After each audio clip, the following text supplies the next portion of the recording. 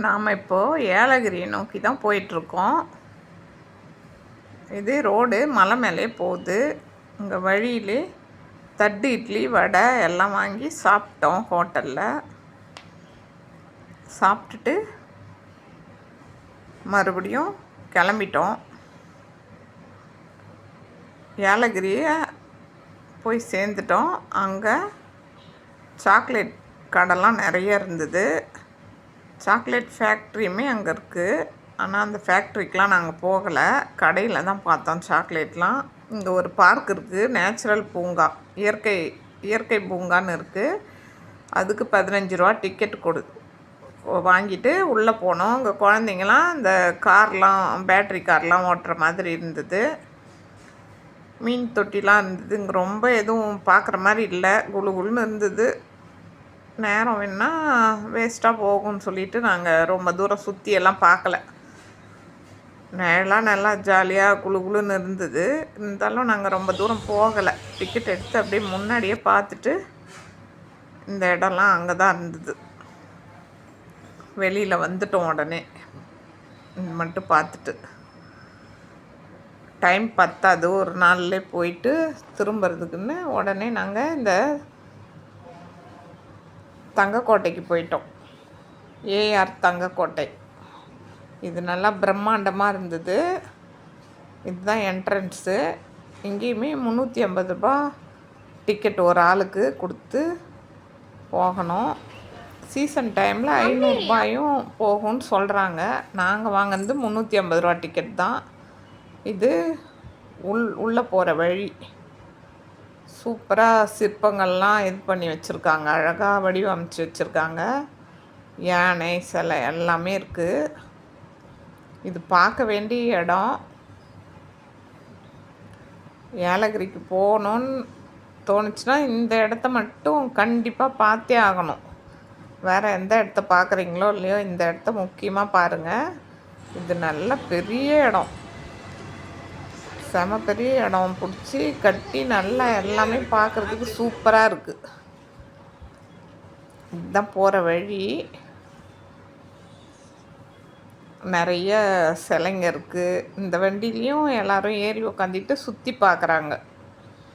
நல்லா 25 ஏக்கரில் கட்டி வச்சுருக்காங்க. சூப்பராக இருக்குது. வெங்கல சிலைலாம் நிறைய இருக்குங்க.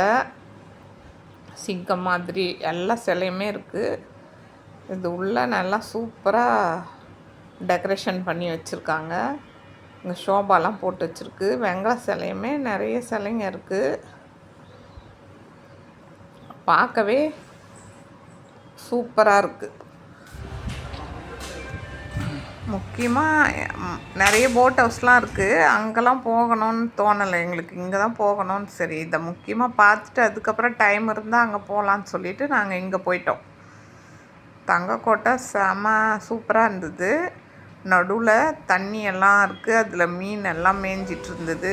இதெல்லாம் அக்ரஹாரம் மாதிரி வீடு கட்டி ரூம்ஸ்லாம் நிறைய வச்சுருக்காங்க. நம்ம போகிறவங்க தங்குற மாதிரி ரூம்ஸு.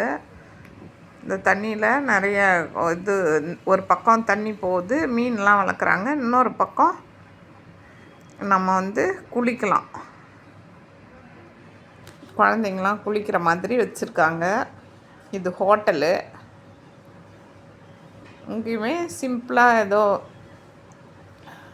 ப்ரெட்டு பன்னு இதெல்லாம் வச்சு விற்பனை பண்ணுறாங்க. நல்லாயிருக்கு பார்க்குறதுக்கு. மைசூர் மகாராஜா அரண்மனை மாதிரியே இருக்குது. அதை முடிச்சுட்டு நாங்கள் பார்த்து முடிச்சுட்டு எங்கள் பொண்ணோட ஃப்ரெண்டு வீட்டுக்கு போயிட்டோம். அவங்க வீடு தான் இது.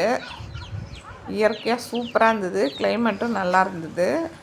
அவங்க கோழியெல்லாம் வீட்டிலே வளர்க்குறாங்க. தென்னை மரம், மாங்காய் மரம் எல்லாம் சூப்பராக வச்சுருக்காங்க. வீட்டை நிலத்தில் வீடு கட்டியிருக்காங்க. இயற்கையாக சூப்பராக இருந்தது. ரோஸ் கார்டன்லாம் வச்சுருந்தாங்க. இது பறித்து அறுவடை பண்ணி விற்பாங்க போல். மலை சுற்றி மலை, அதுக்குள்ளே தான் இருக்காங்க இவங்க. பப்ளிக்காயெல்லாம் நிறைய காய்ச்சிருந்தது. பெரிய இடம், அதுக்கு நடுவில் வீடு. நாங்கள் எல்லாம் குரூப் ஃபோட்டோலாம் எடுத்துட்டோம். தங்கக்கோட்டையிலையும் ஃபோட்டோலாம் எடுத்துக்கிட்டோம். சூப்பராக இருந்தது. சான்ஸ் கிடைச்சா அந்த தங்கக்கோட்டையை போய் பாருங்கள், செம்ம சூப்பராக இருக்குது. இந்த ஃப்ரெண்டு வீட்டில் தான் சமையல்லாம் செஞ்சு வச்சுருந்தாங்க. நாட்டுக்கோழிலாம் அடித்து குழம்பு வச்சுருந்தாங்க. நெல்லெல்லாம் இவங்க விளைய வச்சு இந்த மாதிரி பாக்ஸ் மாதிரி செஞ்சு அது உள்ளே போட்டு ஸ்டோர் பண்ணி வச்சுக்கிறாங்க. வருஷத்துக்கும் இந்த நெல் தான் சாப்பிட்றாங்க. அரிசி குத்தி எடுத்துகிட்டு வந்து சாப்பிட்றாங்க. மேலே நிறைய கூடைங்கெல்லாம் கவுத்து வச்சுருக்காங்க. அதெல்லாம் விழா காலங்களில் எடுத்து யூஸ் பண்ணிக்குவாங்களாம். மூட்டையிலையுமே நெல் நிறைய அடுக்கி வச்சுருக்காங்க. இந்த பாக்ஸுமே நிறைய பாக்ஸ் செஞ்சு அதில் நெல் கொட்டி அதை பதப்படுத்தி வச்சு அதை தான் யூஸ் பண்ணுவாங்களாம்.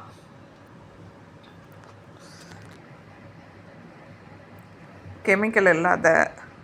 எங்களுக்குமே நாட்டுக்கோழி குழம்பு வச்சு சாப்பாடு போட்டாங்க. நாங்கள் அவங்க வீட்டில் தான் சாப்பிட்டோம். சாப்பாடெல்லாம் சூப்பராக இருந்தது.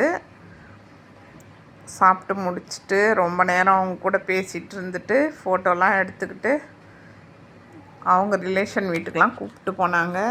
அங்கெல்லாம் போயிட்டு காஃபியெல்லாம் கொடுத்தாங்க. சாப்பிட்டு ஜாலியாக சுற்றிட்டு